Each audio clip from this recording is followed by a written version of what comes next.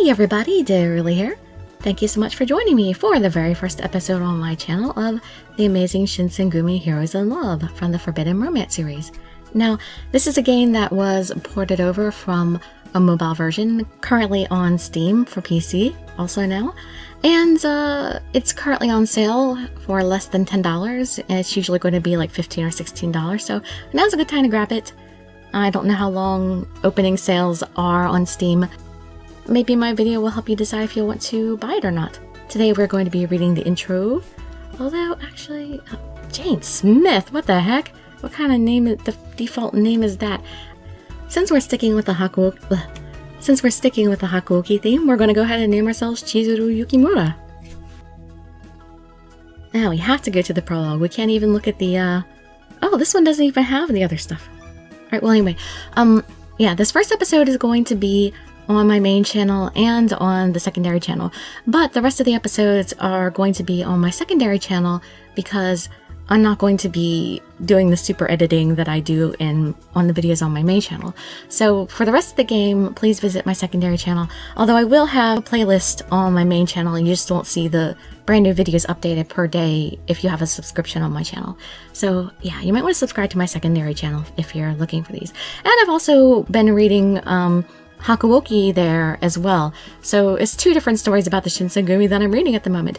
And I'm going to use the same voices for the same characters in both games because I think the personalities in both stories fit each other as far as I've read in the descriptions. So hopefully that works out. Let's see. Let's go ahead and head on to the prologue. Prologue. Burning Pledge.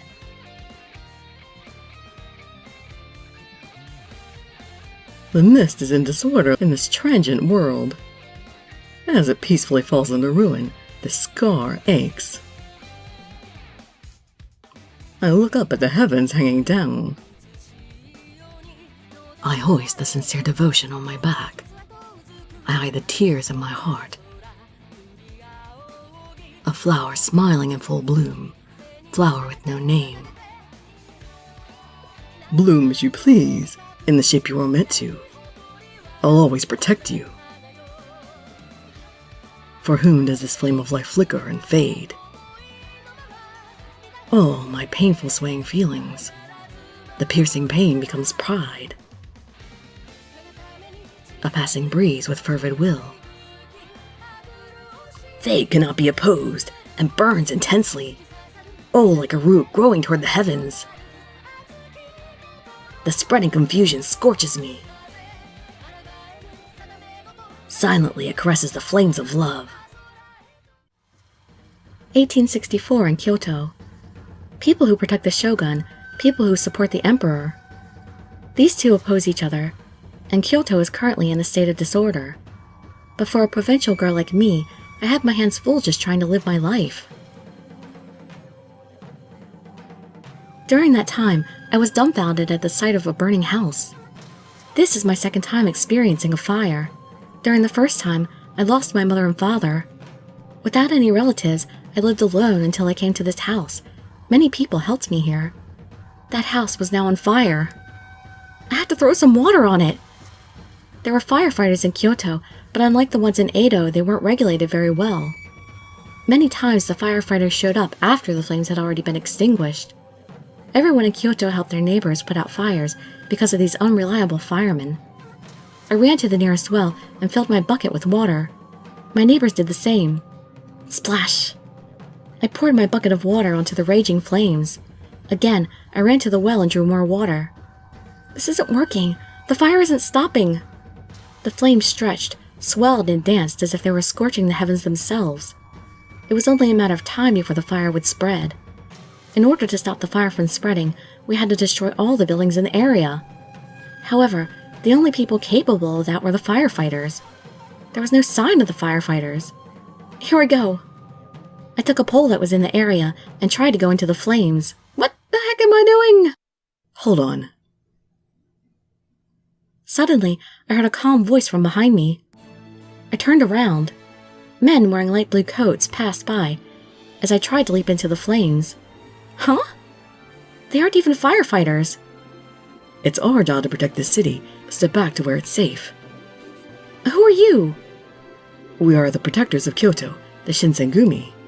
Everyone started making a commotion. One of my housemates pulled my arm. They're the Ragged Wolves, Chizuru. They're an organization meant for assassinating people. No, they're not. Assassinating? The men intently staring at the fire didn't look like assassins. Even less so as they jumped into the fire, unworried about their own safety. Call us what you like. We only do what we think is just. The light blue coats danced within the vermilion flames.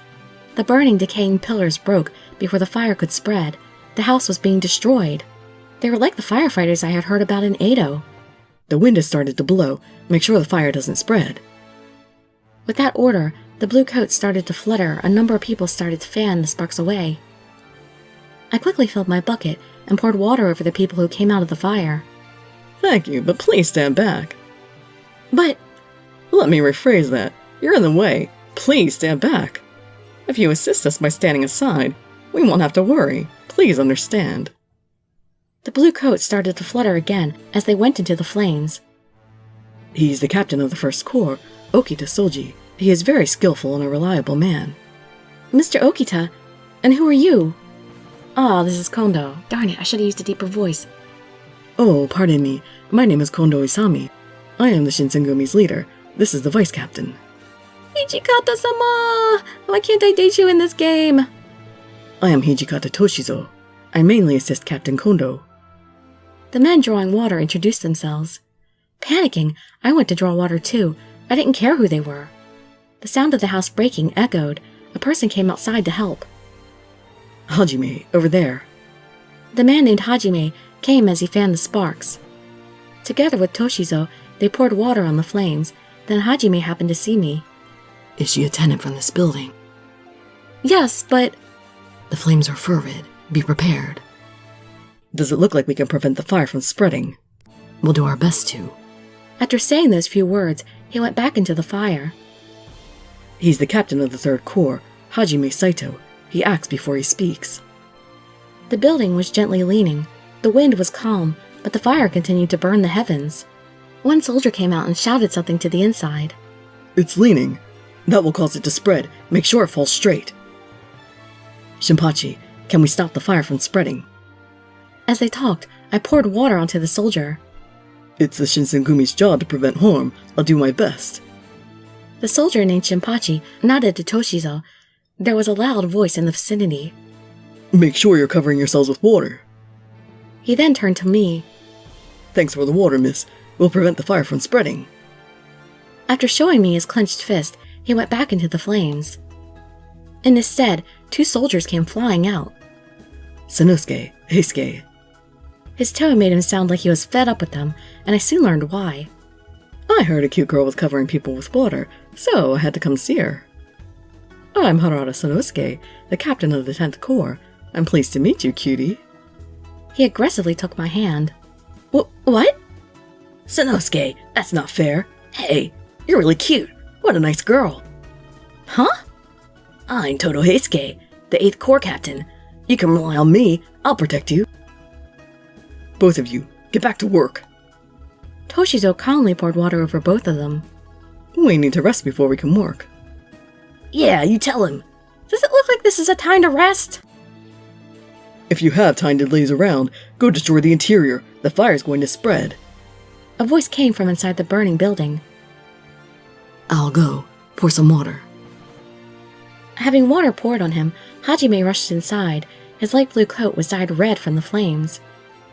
This side is collapsing. Take refuge. After giving his announcement, Soji ran inside. Shinpachi dodged a falling pillar and ran inside. At the same time, the front of the building started creaking and fell over. I'm going to the back, so put out the fire with the others. Okay, I won't let the fire spread. They practically jumped back into the flames. The people from the building were watching from afar as the Shinsengumi put out the fire. I was desperately bringing and pouring water. The fire would stop if there was nothing to burn. I shifted my attention toward the far end of the building.